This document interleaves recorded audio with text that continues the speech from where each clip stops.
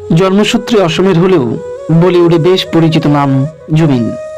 গান গেয়েছেন pizza, gangster, রাজ, 3D, Chris 3 মতো সিনেমায়। বাংলা চলচ্চিত্রেও একাধিক গান গেয়েছেন তিনি। রংবাজ, খিলাড়ি, খোকা 420-এর মতো সিনেমায় দিয়েছেন কণ্ঠ।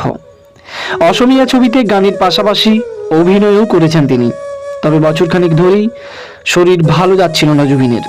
গায়কের ঘনিষ্ঠ মহলও একাধিকবার তার বিরুদ্ধে অত্যাধিক মদ্যপানের অভিযোগ তুলেছে, যার জেরে তার একাধিক শো বাতিল সাম্প্রতিক অতীতে। একসময় যে গায়কের কণ্ঠে ইয়া আলী শুনে গোটা দেশে ঝড় উঠেছিল, সেই গায়কের এহেন অনিয়ন্ত্রিত জীবনযাপন অনুরাগীদের অনেকেই মেনে নিতে পারেননি। অসমের জোরহাটে জুবিনের আদি বাড়ি।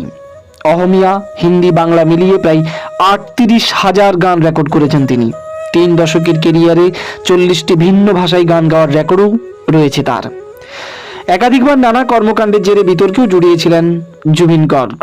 তবে গায়ক হিসাবে শ্রোতা মহলে তার জনপ্রিয়তার বিন্দুমাত্র ভাটা পড়েনি। আজ তার মর্মান্তিক মৃত্যুর খবর প্রকাশ্যে আসতেই শোকস্তব্ধ সঙ্গীত জগৎ।